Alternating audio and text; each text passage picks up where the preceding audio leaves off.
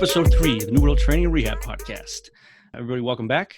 We got the original Eminem of the New World, Mark Manera. What's up, Mark? How's it going? No, not bad, not bad. And then we have an athletic trainer in the house. We got John Flagg. John, how you doing? I'm doing great. I didn't know that he was Eminem. I have to start like 8 Mile Talk now or something. Yeah, he started that. Episode 2, he became Eminem because it sounds cool and, it's better. It's catchy. It's edgy. Yeah. You want an edgy podcast. Yeah, it's something. Yeah, we're something. So, John, why don't you start us off this podcast? We're going to be talking about the importance of like training variations and smart decisions. So we decided to bring a smart guy on like yourself. But let's just first find out who you are. I want to know every detail you can give us about who John Flagg is. Well, it started on a rainy day in 1983. There you go. No. So I think it's dangerous calling me smart. I'm still a power lifter. Hey, there we go. So there's that. Currently, I'm the owner and operator of Rebuild Stronger. It's an online training and telehealth community. Ooh, With yes. Love it. Quotations there. I'm also the lead instructor for the clinical athlete powerlifting course. I'm on the podcast. I do a lot with Quinn there. And then other than that, it's coaching live at a gym called 301 Strong in White Plains. I manage all of their strength sports. So weightlifting, strongman, powerlifting, any competitive stuff there. Dabble in a little bit of bodybuilding, but I don't pick people for shows because that's ridiculously difficult. And I don't do nutrition. So I'm a certified athletic trainer. I've been one for 15 years now. Nice. It's been a nice long road. I've got a ton to babble on about AT. I've done that before in the Clinical Athlete podcast, if anybody ever wants to check that out. These guys are both PT students. I think ATs and PTs need to get on the same page because we're on the same team, and that's how brief I'll keep it. But my big passion right now is keeping strength athletes healthy and performing at their peak. Nice. Cool. Excellent. Good to hear. Now, before we get into the meat of the conversation here, I got 2 big questions for you. You weren't prepared for these, but here they go. First question. Off the cuff questions. Bring it. Off the cuff. Go for it. First question. It's late night. What kind of snack are we having? Oh boy. Peanut butter. Ooh. Just straight up peanut butter. Smooth. Wait, crunchy or smooth? Smooth. Okay. I knew you were a smooth guy. I knew it. So it's because it's the only kind you can get at a wholesale club like BJ's or Sam's Club. So yeah, you're just going to town. Right. You got to get the big one. Well, you ever seen that meme where it's like what I think 2 tablespoons of peanut butter is and what actually I pull out of the jar? That's me. Get a serving spoon and like, oh yeah, this is definitely 1 serving and it's as big as my head. Boom. That's me. That's why I'm a heavyweight powerlifter. Well, 264. All right, now the second question goes off that, John. What are we watching while we're banging out peanut butter? Right now? No, if just a late night, what are we watching? Well, see, right now it'd be The Mandalorian. Oh, my man, yes. But I have a secret TV fetish with American Horror Story. PG, all right. No, we're good. No, it's good. No, we're not going to go there. That stays on my incognito browser. Excellent. Oh gosh. You're gonna get adults only rating on this show. That's fine. That's profanity. Fine. We talked about cleaning and snatching last time, so we're all right. Yeah, there you go. American Horror Story is actually one of my favorite shows, and it's on Netflix. So normally I've actually binged all the way through that and caught back up. But that's probably what I would watch. Something scary. I like scary movies. There it is, everybody. Thanks for joining us today. Done. And if you haven't seen It Chapter 1 and Chapter 2, you're missing out. I don't do scary movies. I don't do bad, Mark. Yeah, beat it, Mark. Man. Yeah, nobody cares. That's why my beard is bigger than yours. Oh, I'm not. Bye-bye. This isn't a beard competition. I lose. You'd already lost. Yeah. All right, John, now that we got the good stuff out of the way, we're going to be talking about the importance of variation in training, like I said. And I think the best thing, like we always like to do here, is to, define the terms we're talking about. So, John, if you could you just define what a variation is? So I keep a pretty tight definition of variation. I like to use squat as an example. And the reason I use squat as an example is because it's my favorite lift. So if we look at a squat, obviously something like a split squat or lunge or that sort of unilateral movement or a split position is not going to count as a variation. That'll be accessory work or there's something tertiary to the task.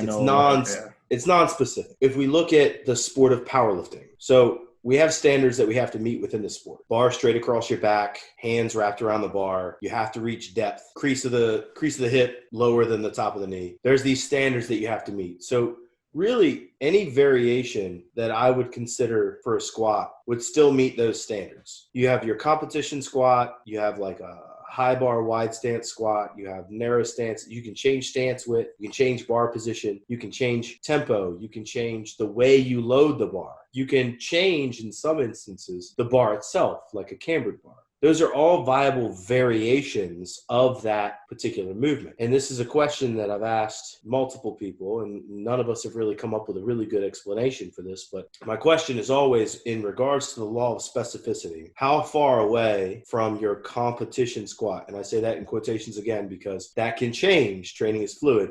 How far away is it no longer something that's viable? A great example of this is there's been a time in my training where my wide stance high bar squat was actually bigger than my competition squat. So now that's my competition squat because it's about how much I lift, right? Yeah. And as long as I meet the powerlifting standard, does it matter? No. Probably not, right? So that's how variation to me is proximity to that specificity. It may not be the comp squat, but it's something very close, if that makes sense. Yeah, and anything else is non-specific. The further you get away from that and the more non-specific it gets, where it may carry over to it or not, like a 90-90 hip lift or in this case, a goblet squat. A goblet squat is a squat, but it's not specific enough to the powerlifting task to really say, okay, well, this is a variation of the squat. It's probably such a regression away that we're talking about a secondary type of movement, an accessory type of movement, or something that's non-specific. That was very long-winded. No, I think that's a good point, though, that when we're talking about variations, well, we first have to take a step back and define what we're talking. We have to like make some sets. So like in powerlifting, the variation would be based off the exact exercises that constitute that sport: squat, bench, deadlift. What's going to pass in competition? Exactly. Yes. And I think what you're saying, John, is we have definitely some sort of a spectrum here of what we're talking about. But I think you brought up a nice point of that spectrum can change. Like you had just said, your comp squat changed. So maybe it was a low bar squat, but then you ended up having a bigger squat on something that at that point in time wasn't your comp squat. So you just changed the high bar wide stance to your comp squat. Mm-hmm. When he says comp squat, what he's meaning is competition, his squat that he uses when he competes in the sport of powerlifting. Well, and we can look at this from a bunch of different lenses in sport. If you look at something like golf, you have a different approach depending on the club that's in your hand. You may be further away with a driver than you will a 5-iron or a putter when it comes to where your feet are placed in relation to the ball. Now, you may find through practice and working your short game that you have to open up your left foot. Say you're right-handed. You have to open up your left foot a little bit to get better contact with the ball. That's a variation. And now all of a sudden that's something you're going to use when you're competitively golfing. You can see it in soccer. If you're taking a corner kick and from the time you were a kid, you kind of came straight onto the ball. Well, now all of a sudden you're realizing, hey, if I come at an angle and turn towards the ball away, almost like you see NFL kickers kick, then I can put a little bit more curve and a little bit more spin and get better placement on that ball. Now my skills improve, but that's a variation. It's not the same exact thing you were doing to complete the same task. And it's that task dependency that matters. So are you saying that context matters, John? Oh boy. Contextual matters? Yes. Yes. Context matters. Doesn't it always? Substantially. Doesn't it always? All the time. Context is incredibly important. All right. So now that John very eloquently told us what a variation is, so I'd like to know, John, what do you do when you're trying to find a variation to use? What kind of process do you go through to find what variation? Well, so there's a couple awesome resources for this. The first place I would direct you to is Reactive Training Systems and Mike Teixeira. Oh, yeah. The reason being is Mike has put out, I can't even think of the right word, a lot of free content, really free. It's like, oh yeah, that's super free. Of free content on the internet through YouTube videos and through his library. You can look up some of this stuff. Like, okay, what if I see this happen in a squat? If I see the hips rising early, what do I do? There's also another book that Juggernaut Training Systems and Renaissance Periodization released by Boris Chico, the squat man, that goes through exercise variations for particular goals. And one of the things I want to make super clear here is that a lot of the times these things are described as faults or like dysfunctions. And I'm going to call bullshit on that immediately. Sure. We're talking about inefficiencies when it comes to performance. If any of these things happen, it doesn't necessarily increase your risk for injury. So when somebody says, oh, that's a dysfunction, you're dysfunctional, you need to stop doing it like that, or blah, blah, blah, they're a fear-mongering asshole. And what you need to think about is all this is doing is limiting my ability to perform the task. And I need to come up with a solution so my brain can figure that out. So that's where, like, if I see somebody's hips rising early in the squat, a wide stance high bar squat is something I'll use because it'll exacerbate that position. It'll make it harder to maintain that. And as Kevin Cam would say, it would punish that position. Oh, Kev's a good thinker. He's a good thinker. Kevin also coaches me. So yep. I got a deep influence there. We talk shit a lot via text message.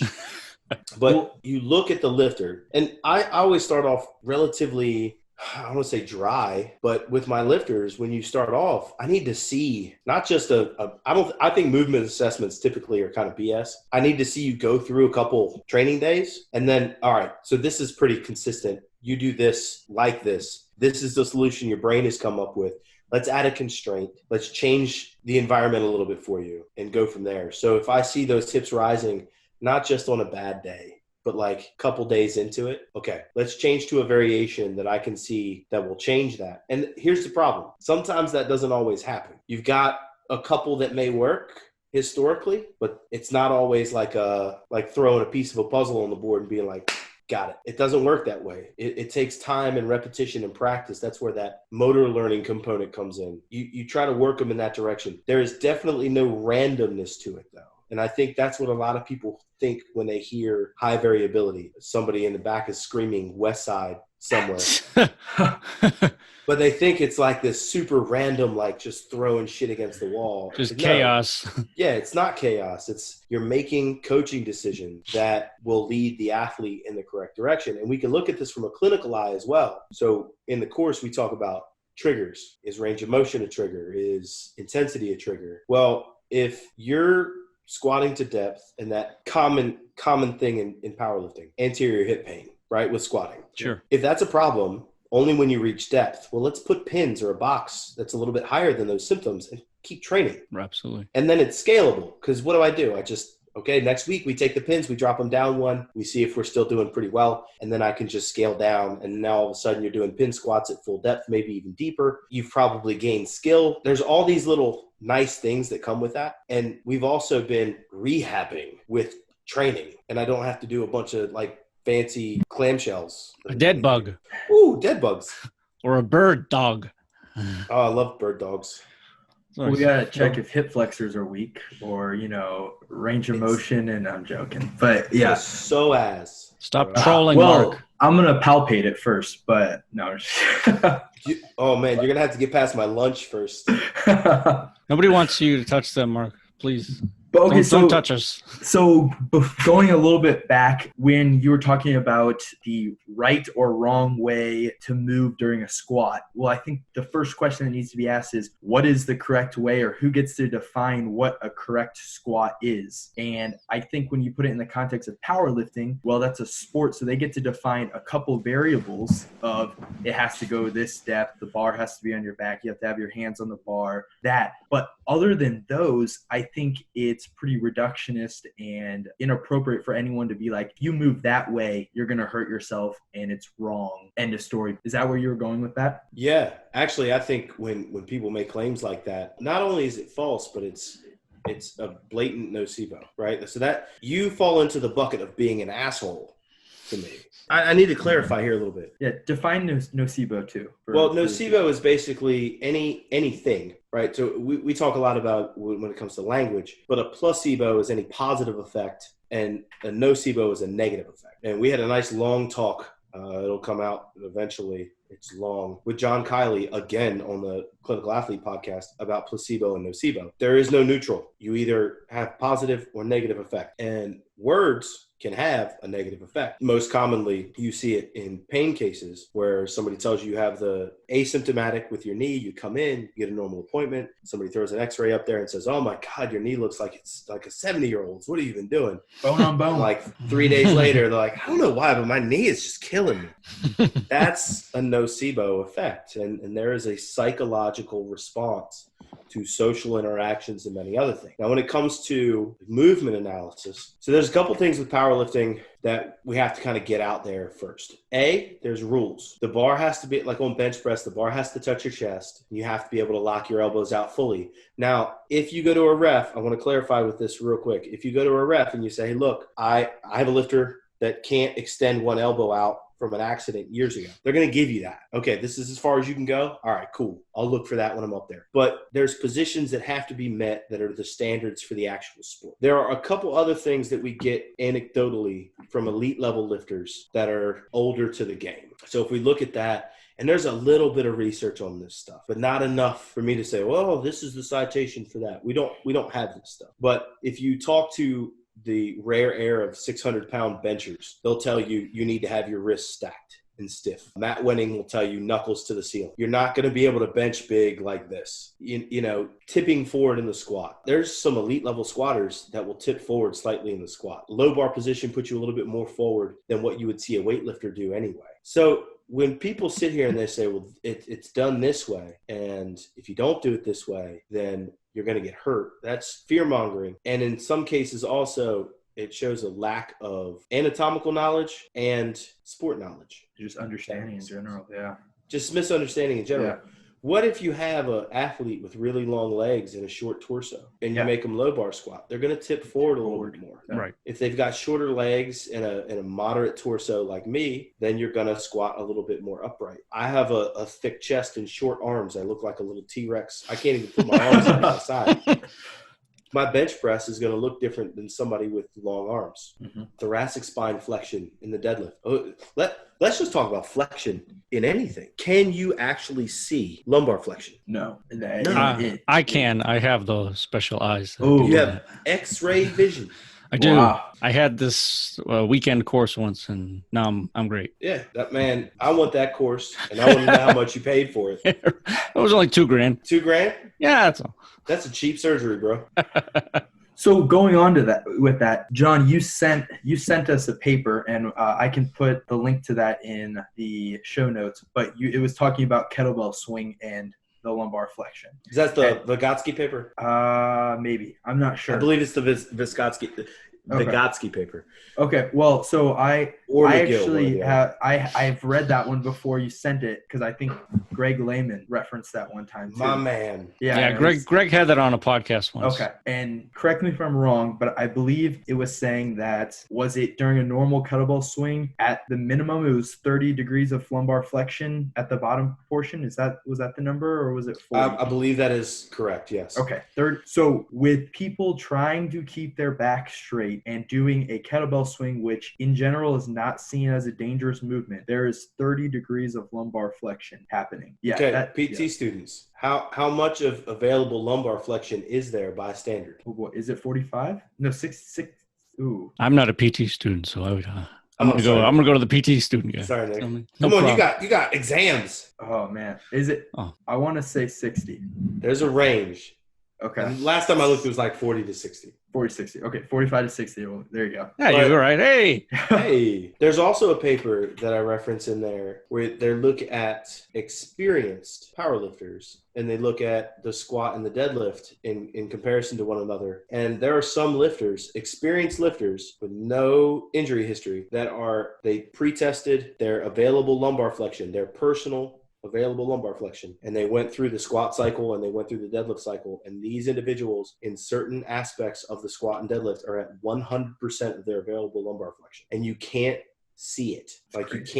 That's not something they're able to visualize as researchers. So same thing with the kettlebell swing. It's dynamic. Technically, the bell's not supposed to go below your knee, so it's an exercise that a lot of people would associate with being able to keep neutral spine. And we're still seeing flexion at the lumbar level. And people fearmonger that flexion, and they negate the fact that we talk so much about adaptation and resiliency and all these other things, and don't realize that, when McGill did his studies, he took pig cadavers and flexed them thousands of times to get those results. There's no blood flow there. There's no adaptation there. Nobody's going to sit here and flex their spine 1,000 times in one bout. It just doesn't. That's not how life works. I'm just kidding. Yeah. There's no lived experience with a dead spine. Except for CrossFit. I'm sure they flex their spines 1,000 times in a WOD. Hey, and I'm sure that most of them are perfectly fine. It's true. I need to clarify. I love CrossFit. Yeah, I'm not that's getting shitting on deep CrossFit. to my soul. That's where I'm not started shitting on all CrossFit. This, I love CrossFit. If it wasn't for CrossFit, my sports wouldn't have grown. Yeah, that's a good point. Exactly. Okay, I respect that. I think all this goes back to the ooh factor, where it's like people just see someone lifting, they see some lumbar flexion, and the first thing that comes to their mind is like, oh no, that doesn't look right, or something, just that split second reaction, and then that cultural, everyone's saying that, and then they've got people who've got millions of followers on Instagram say it, and then everyone just thinks that's the law. Yeah, and then you're a flat earther. Man, this is multi-leveled. So first off, undergraduate and graduate education needs a bit of an overhaul to stay up to date. Some of the pain science stuff needs to start to filter in, and some of the adaptation stuff needs to start to filter in, especially when we're making recommendations to individuals to not be physically active due to injury. There's way too much data and information to show that even if compared to manual therapy and other passive modalities, things like exercise have a moderate effect size, there's still so many other benefits to those activities that are not just focused on our realm that make it beneficial. The other thing with that is social media. Oh my God, I'm gonna sound like such an old man.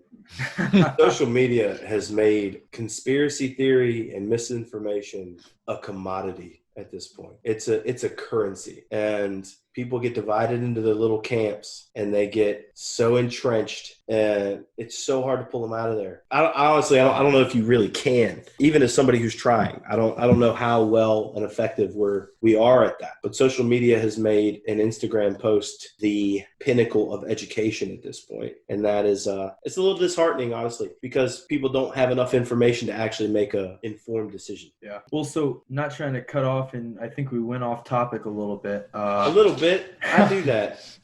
So going back into variation, when you have an athlete in front of you, what are some things that you are looking for to decide I'm going to use this variation or I'm going to go with this variation? All right, so we're going to keep this in the realm of powerlifting. Well, that's easier. Fine. We can keep it there. Yeah. Okay, so I'll keep this framed in a clinical setting to an extent. The first thing I need to see is can they reach the standard? So can you do what the rules dictate? And can you do it within your tolerance? That's first. If they can do those things, let's start training. If you can squat to depth and feel comfortable there, then I'm not going to mess with much until we start really kind of moving. From that point forward, we start looking, okay, do we have symptomology? If somebody comes in, something super common like patella tendinopathy, and it starts to hurt at a particular range of motion, I note that with just how they want to move. Most of the time, my movement assessment is first based off their history. If they're a power lifter and they come to see me, I'm going to put a bar on their back. But if it's your 75-year-old grandma, I'm probably going to give her a light kettlebell and say goblet squat.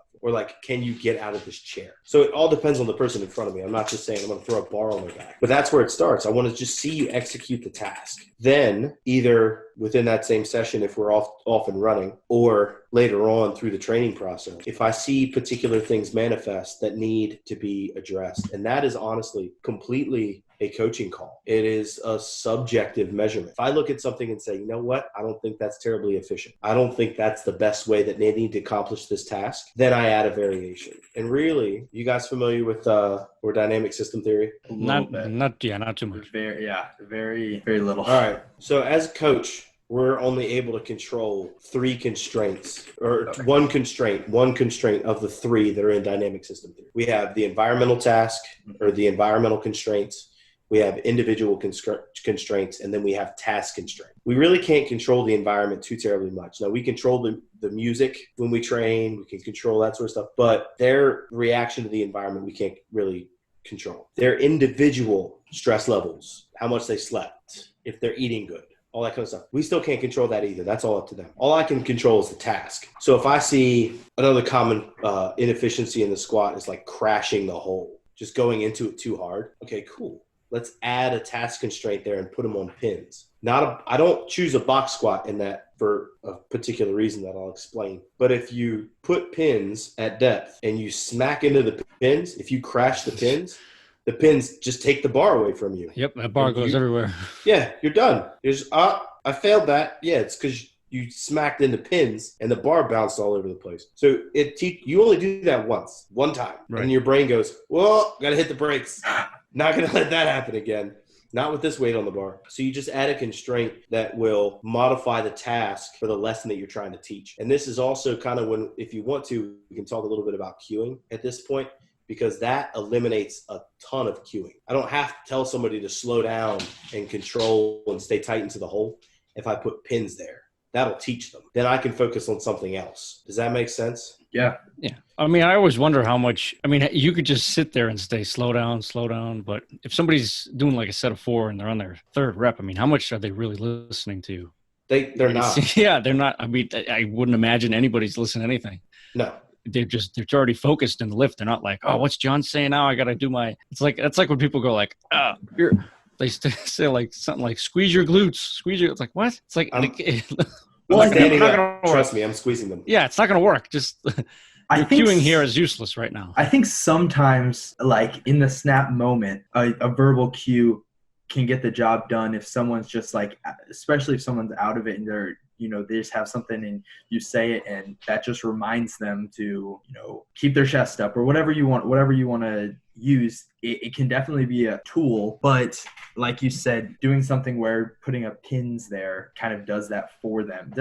Or I guess the cue, well, I think like you're trying to say that it puts the brakes on because they have to do that. Cause like what John said, if they do it once, they're not going to slam it to it again. Cause they already know that the outcome was pretty piss.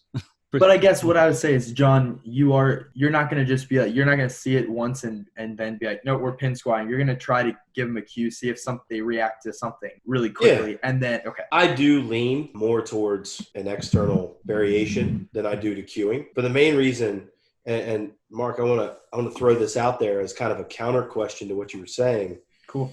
When the intensity is high enough, do you really think that cue works? Probably not. Probably not. Your brain is a large predictor. That's what it tries to do. It sets up predictions and it either validates that prediction or invalidates that prediction. So most of the time under high enough intensities, that will stimulate the brain and stimulate adaptive processes in regards to training. The brain's already made up its mind where it's going to go, what it's going to do, and how you're going to perform. There are mindset things to this too. So if you walk under a bar and you're like, ah, shit, then the outcome's probably going to be poor there as well. Mm-hmm. But most of the time, it's already made up. Your mind's already made up its mind.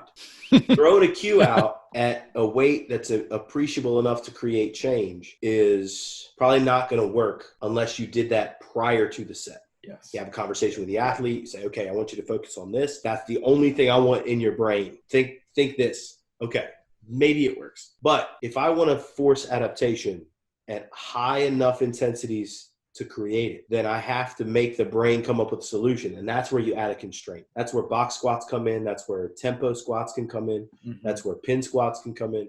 A whole bunch of others. There's so many different things that you can use there without having to throw out a ton of cues. Because once the intensity gets high enough, like at 60%, you say chest up, they're gonna correct. Yep. But they can do it for 15 reps. Sure. Yeah. If you're working on a heavy triple, they're just trying to live. And I've read a lot of Mike Teixeira's talking about similar, where he uses different exercise variations to teach positions and to teach movement patterns, just like you were talking about. And yeah, I do agree with that. But I think that there is a place for verbal cues, and I don't think that's what you were saying, but I also don't think throwing 3 or 4 things at them while they're trying to squat and it's a heavy triple and they're just trying to not let their eyes pop out of their head is doing anything. If that no, and I'm definitely not saying that verbal cues don't matter. Verbal cues matter.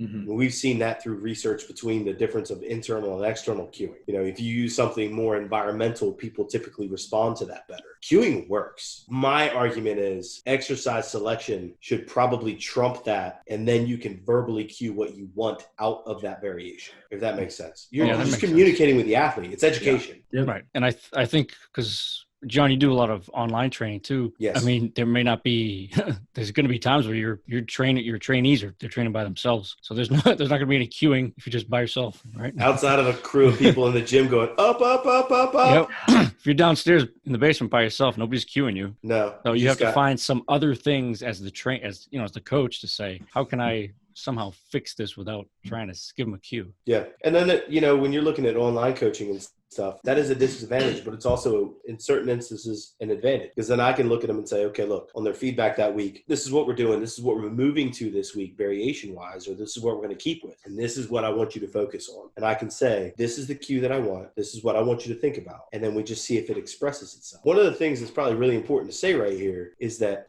cue might work that time, but it's putting repetitions on top of one another over and over and over and over and over again that create real change, regardless of whether we're talking about performance or rehab. To create better movement patterns, stronger, more resilient individuals, there's a timeline, and that timeline is much longer than what most people would be comfortable with. Right. You got to practice the task. A lot. Right. And that means if you're going to be under extreme intensities, you have to practice under extreme intensities if that's a task that you want to be good at. Yep. Now, you guys don't have kids, I'm assuming. No. Mark might. I'm not sure yet. No. All right. Never mind. Mark's setting up franchises. No. So typically, I don't like comparisons to babies in this sort of stuff. But if we look at a baby trying to roll over, really in regards to the intensity, that's a pretty high intensity movement for the muscle mass that they have and the motor control that they have. And I have 2 kids. One of them is now 1 year old. The other's 5. I remember both of them trying to roll over. They failed a lot. And you got to go through that process. You got to fail a little bit. You've got to try. You got to put enough intensity behind it to make it worthwhile. 30% will develop skill. There's no doubt about it. I'm all about skill reps. I'm all about developing skill. But to make real long-term change, you still have to stay at a high enough intensity to make that happen. Right. I mean, you could even say that that's its own skill. Even doing the same exercise, but different weight on the bar. I mean, that's its own skill right there. Yep. So we're talking about, smart training decisions here, and we're talking about cueing and stuff. But we'll take a little turn here. And what kind of variables do you track if we're trying to regulate workload and stuff? You talking about tonnage, session RPE, or anything else that you like to use? Oh boy, training load, man. I didn't stump you, did I, John? No. I didn't think so. Just a lot of thoughts. Yeah, training load is very interesting because it's very new, and it's something that a lot of people have reached out to be like the holy grail of something to track. However, it's just one variable. So I track a couple things with my athletes, and I track them, for lack of a better word, relatively loosely. And some of that is social stress, sleep, nutrition. I look at SRPE depending on the particular athlete. Like a strongman athlete is a great way to, I track SRPE that way. I don't track tonnage Which anymore. is meaning session RPE. Session rate RPE. of perceived exertion. How difficult that particular session was to that individual. But my biggest metric that I probably track is proximal performance is the best way for me to really say it. I look at each week as individual weeks, and I plan based off of that. When I work, I don't give people 4 to 8 week blocks. I go week by week by week by week by week. And do we have a deload question coming up later?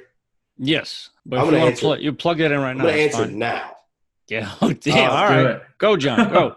Yeah, because it all kind of intermingles. So I look at individual performance the most. What are you hitting for what I'm asking you to hit? So if we're doing a heavy set of 5, what does that look like? Okay, you hit this. Next week, I want to move to a 4, and I want it to be somewhere around here. If that starts to diminish, and this is for me with deloads, I'll deload a movement. So if you're a power lifter and your deadlift is starting to stall, I will deload your deadlift. If we're still seeing progress on squat and bench, I keep squat and bench going. There's too many times, and so many people run into this, the week after a deload, everything feels like shit. And they go, I was crushing squat and now everything sucks. Like I feel like I'm starting all over again. And especially, so I used to do the 3 up, 1 down with everybody. That was the thing.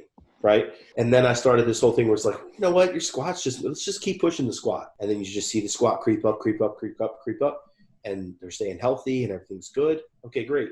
And you see it stall a little bit. All right, well, deload your squat. Bench is still moving. So let's just keep bench moving. And I might throw a different variation in there for a different stimulus or whatever, but I'll just keep it going. And then, My bench kind of regressed a little bit. Okay, let's deload that. Deadlift, obviously a little bit more sensitive than the other lifts. That's something you can kind of track that performance. And you look at kind of two things here. How often can they train it, especially with deadlift? There's some people that can train it twice a week. I'm actually pretty good training it twice a week.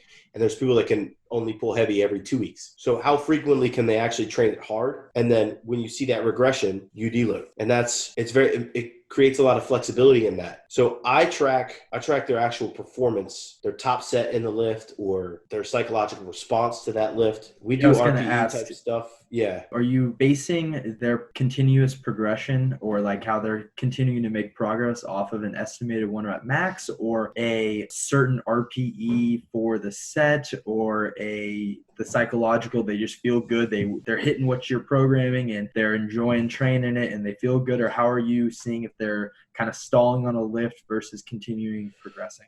So it's that progress, mostly the third one. I do have estimated 1 rep maxes for everybody, but they're incredibly fluid, which can make things a little bit more difficult. There's uncertainty there with all this stuff. Yeah. Enjoyment of training is a big one for me, but I'm also a firm believer in coach-athlete relationship. I think we should have a positive relationship and they should have a positive relationship with training. So I want that to stay intact, because the more positive you are about training, the more positive the expectation you're going to have. You're going to have increased performance just from that. And then the other thing I really kind of look at is I will track indicator movements. So as an example, I have one girl, she can pull a metric ton from a deficit. And I know her deadlift is growing if that keeps going up. So every few blocks, I'll throw in deficit deadlift. And if that bad boy's bigger, I'm good.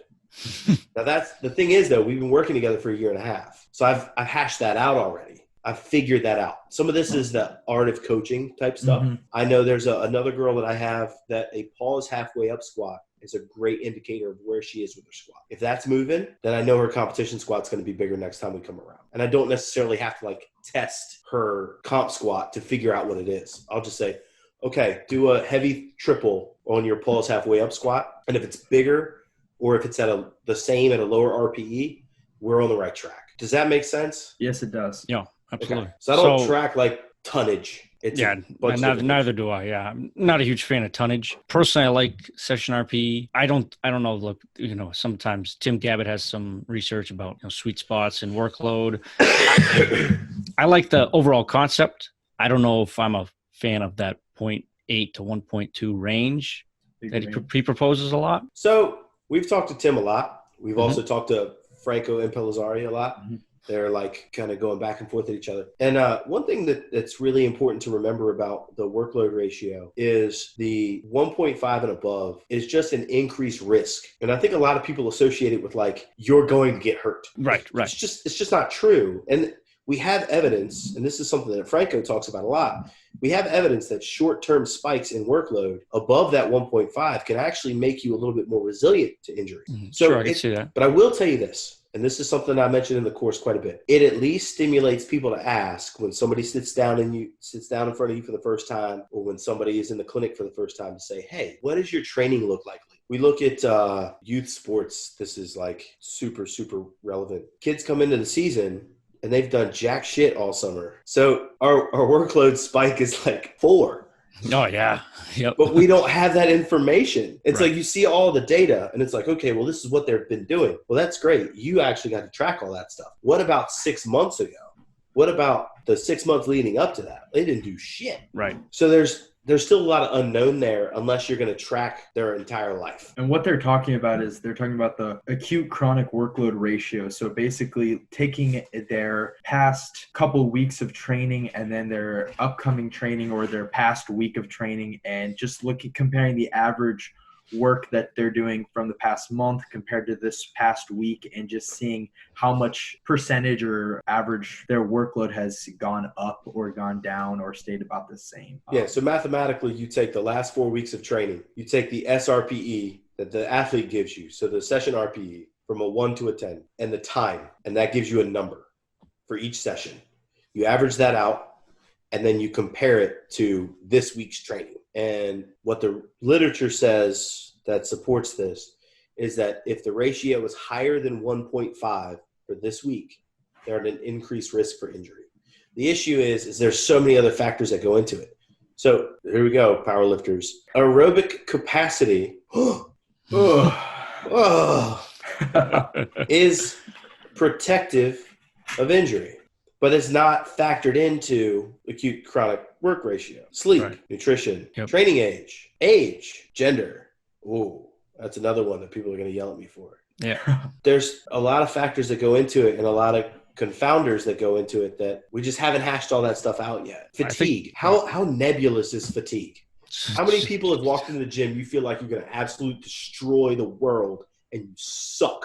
You get killed, yeah. And then you come in one day where you're like dragging your feet because you forgot your pre-workout and your headphones are at home and all this other stupid bullshit. You didn't wear your matching socks and you crush everything.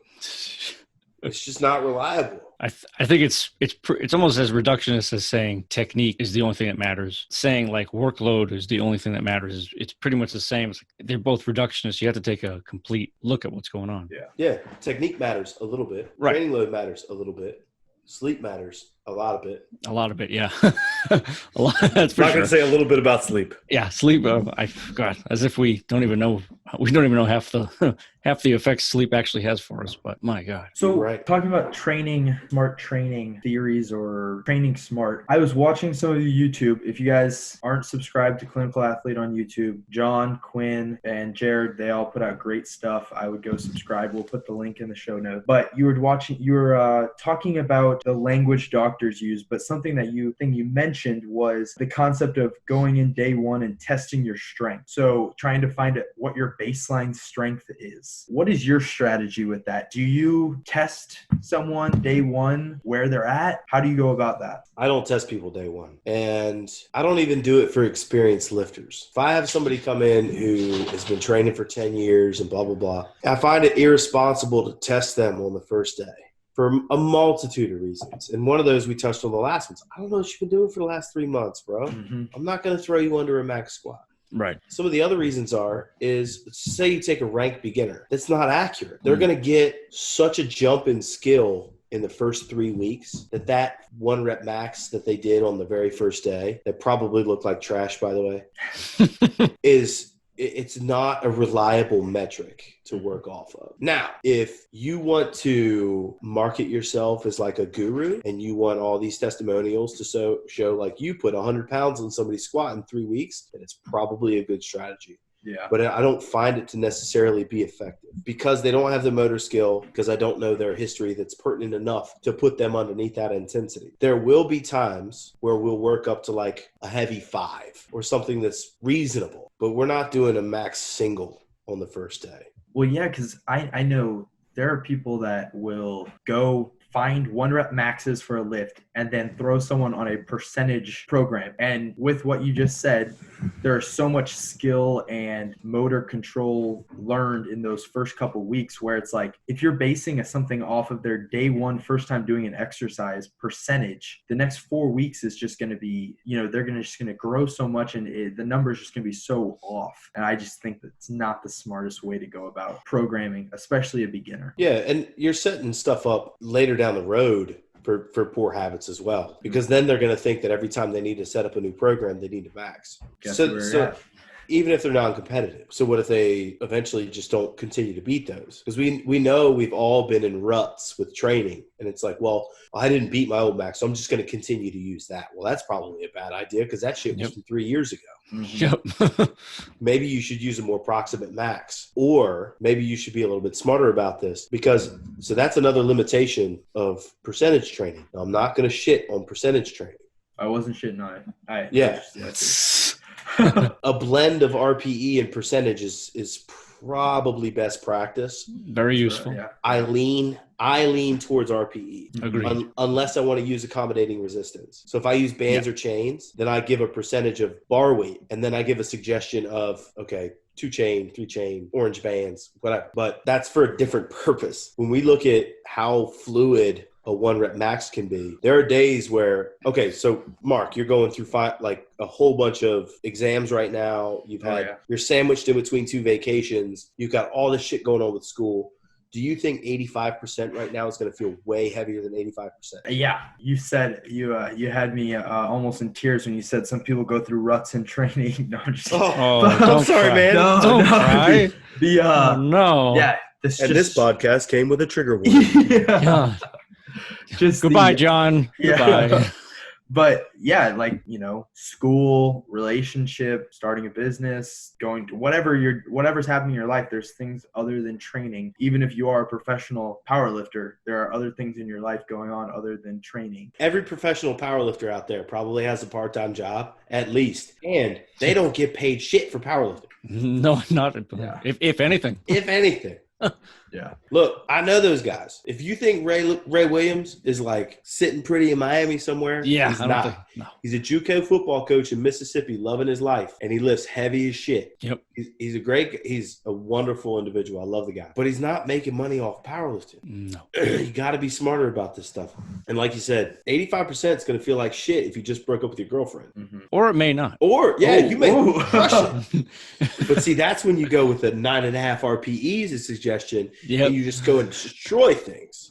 So I guess the real question is, when you are starting someone out, let's just say a beginner or someone who's trying powerlifting for the first time. Well, there's, I guess, a couple different camps, with one being basically using your coaching knowledge and building them up to a starting point and running some type of linear progression where you're putting them in a good situation to learn the movement along with increasing over time.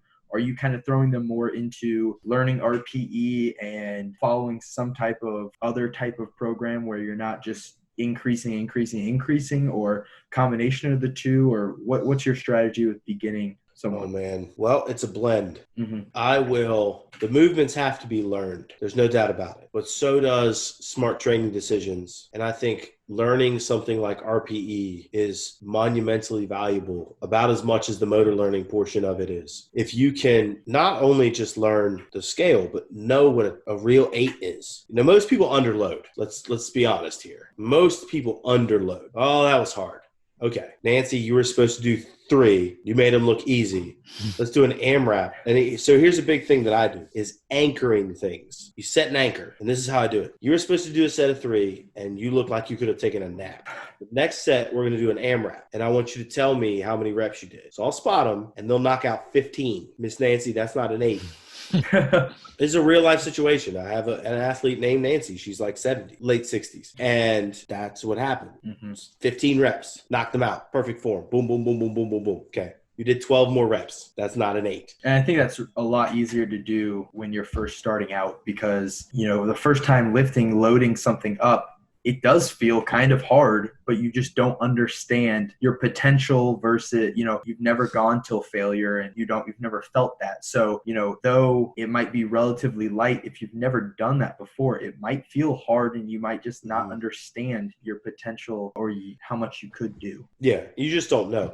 Now, that all comes with a foundation of, okay, so if you're not, a lot of this comes down to the initial consultation or the initial evaluation, right? So you get a history from somebody that tell you if there's any relevant injury history. Because, gentlemen, what is the best indicator of injury? Past injury. Past injury. Boom. Boom. So I get that history, because then I'll start to understand if we have any sensitivities, psychological triggers, anything like that. And then we go through what most people would consider a movement assessment. But for me, it's just, where can I drop you in? And if I find that, let's use Nancy as an example, she's not comfortable free squatting. If you had a box or a chair, she's golden. Cool. So a box squat is probably the first place we'll start. Okay. She doesn't lack the mobility, but she's not comfortable putting her arms on a straight bar. All right, cool. Now I'm fortunate. I have every bar that I would ever need. I'll get a safety squat bar, and I'll use a yoke to do that, because goblet squats are great, but they're limited by how much you can actually hold in your hands, right? Right. So I'll use a safety squat bar, and I'll make her box squat, because that's where I drop her in. And from there, we don't know a 1 rep max. We don't. I don't have a percentage for Nancy. We'll start with RPE, what's hard, and we'll do sets of 5. Just, okay, feel it out. This week, it's 5. You did it at the empty bar this week for 3 sets of 5 or 4 sets of 5. The next week, if the first set feels good with the empty bar, we're going to throw 2.5s on each side. If that feels easy, we'll throw 5s on each side. If that feels easy, or you're still feeling pretty confident, we'll throw another 2.5 on each side, and we'll call it a day. If you have an athlete that's a little bit more aggressive or has a different background, background. I had a guy come in, a young kid come in, was already an athlete, ready to go, ready to rock and roll. You know, everything's working good. The first day, we're doing sets of 5, and he worked up pretty damn heavy. But he'd already been lifting for 3 months. I got all that out of the way. He had no injury history. He's ready to roll. Like,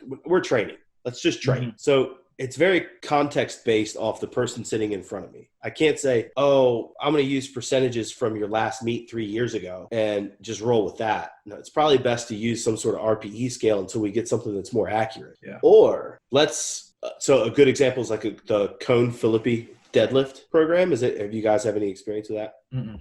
Nope. It's a deadlift program that's pretty damn effective, honestly, but it's all percentage based. If you just did a meet and you got a lifetime PR at that meet, I'll be willing to use it, if that makes sense. It depends on where the athlete is. But that's a coaching call. It's not a one size fits all for that. And when people are like, oh yeah, I just use, X, Y, or Z, probably could afford to use a couple other metrics, or at least be a little bit more flexible in that thought process. Right. Yeah. And I think it's important that you said a few times, it's before you add the weight, you kind of get the subjectivity of the person. So we want to make sure that like the progression isn't forced. So I don't just put 5 pounds on and say, well, this is the program, so you have to do this.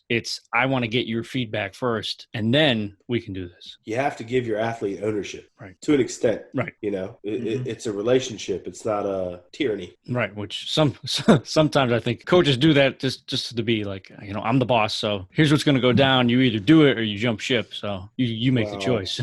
And that's old coaching models. Yeah, it's unfortunate.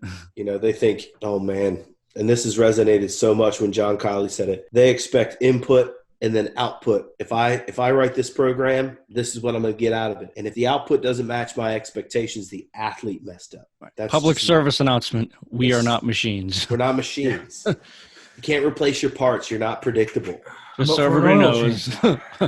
You don't just go into the athlete, plug in a number, and go beep boop boop, and then the shit pops out. That's not how this works. Man, it would make life so much easier. So much easier. Yeah, that would be so much easier. I'd pay for an athlete like that, cyborg athlete. Right. So now that we're on that topic of relationships, so between you and the athlete, when we're talking about variations and training decisions, obviously the coach is supposed to be the one that is the more knowledgeable. That's why the trainee's with them. But how much input or decision making does the trainee have with you? I would say a good amount. I can't tell somebody how they feel. Now, there's a caveat here. There has to be a really open line of communication. That means that if you're feeling shitty, we got to delve into all of the reasons why that is. Are you getting bad sleep? How's your family life? Blah, blah, blah. Those things matter quite a bit. So they get a good amount of say. And there's times where it's like, okay, I want to run this variation. I'll put it in the program and I'll get a message back. And it's like, look, I know you want to run this and I know why you want to run this, but I'm not feeling that right now.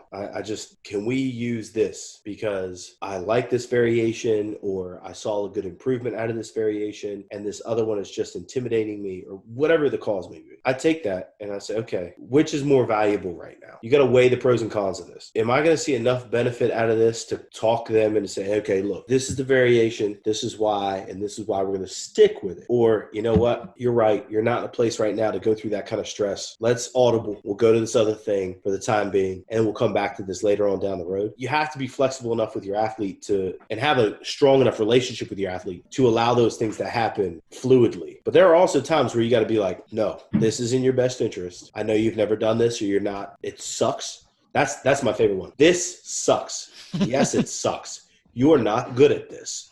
You need to figure this shit out. And there's times where you just got to do that. Yep. Yeah. But there's also times where it's like, no, I mean, this sucks. Like, I don't want to train. I don't want to do this. And this makes me not want to come to the gym. Okay, we got to figure that out now. Now the whole day's shot. You're training 4 days a week, and I'm only getting 3 good ones because you hate this so much.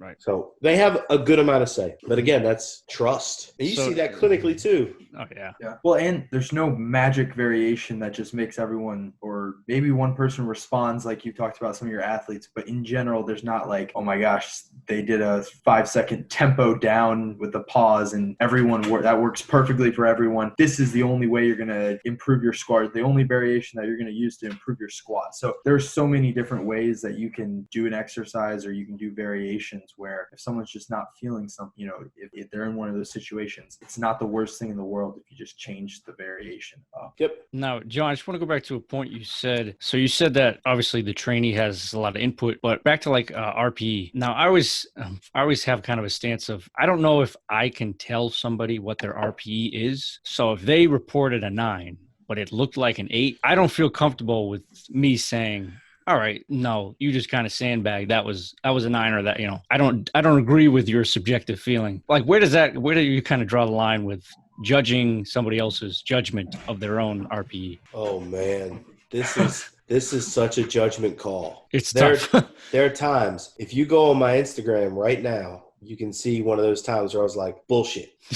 I had a girl last night. She had programmed front squats and they hurt a little bit. So she called her own audible, which was a smart training decision, and started working back squats and decided to just work up to like a couple heavy singles. And her best squat previously was 308 and she hit 295 and it was smoke.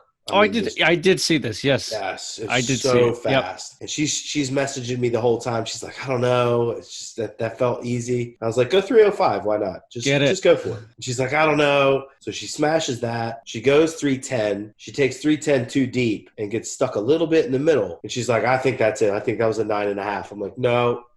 If you go to depth, you will smash whatever you put on the bar. And she put on 320 for a 12-pound lifetime PR, but also a double bodyweight squat, which was a bucket list goal for her. That was a lifetime goal. That was great. It was a big thing. So at times you just got to take that and you just got to say, you know what? No, we're going to go for this. And that was a huge breakthrough for her.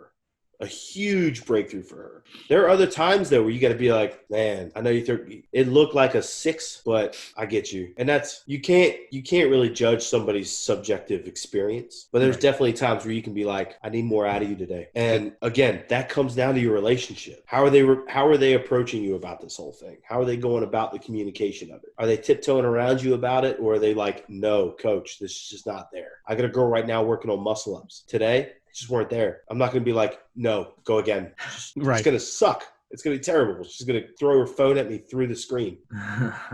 Just doesn't make sense. Because at times I feel like it's almost as if I was to tell somebody who reported, oh, I'm in pain. And I just say, well, it doesn't look like it. If for a little bit, it almost seems like something very similar. It's like, how the hell could I say that to you? I don't know. That was a 9. If you told me it was a 9, unless it was blatantly obvious, I'm not going there. Yeah. And the subjective experience of pain, we're not even going to touch. Oh, that, I mean, that's a different topic. But, RPE it's kind of, they're pretty similar. I mean, it's still it's still a perception. Right. It's still something that we can argue. You're absolutely right. And then you look at what that can do. So let's look at the nocebo aspect of that. If you have somebody that thinks they did a 9 and you're like, no, that's bullshit, you did a 7, you're eroding trust. Right. If you go about it in a way that's positive, like, no, I believe it.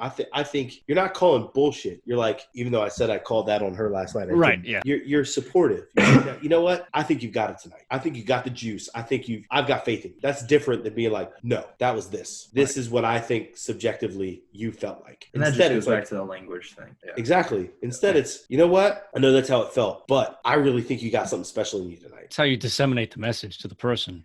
Exactly. The next thing you know, the next weight up feels like an actual 6, right? Where probably you thought it was. Right. And the thing you said about trust, it's if you could erode that trust between you and the athlete, but also between the athlete and themselves. It's like, oh, I don't know if I can trust my own experience now. I'm writing these RPs down. Are they right? Are they wrong? I don't know anymore. Well, an RP is so fluid as well. Right. Absolutely. It's just do the best you can with it. All right. Well, John, I think we've had you on here for a while now, my man. Yeah. It's a good conversation, though. It was great, yeah. I mean, we had a few little left turns, right turns, but that's how we always like to do it up in the new world anyways. So, yeah, absolutely, John. We loved having you. Really appreciate you coming on. Mark, I'm just going to throw it to you if you could give us a little plug here. Yeah, so if anyone is interested in New World Training and Rehab, you can go to our website at www.newworldtrainingandrehab.com. John, plug yourself. Go. Where can people find you? Instagram is at Rebuild Stronger Online. My website is rebuildstrongeronline.com, and you can find me all over Clinical Athlete. We do online coaching and a whole bunch of other stuff. So does Rebuild Stronger. So if you ever want to reach out, you have questions or anything about what we talked about tonight, please fire them off. Well, for Mark and myself and our special guest, John Flagg, we'd like to say thanks for joining us. And as always, welcome to the new world.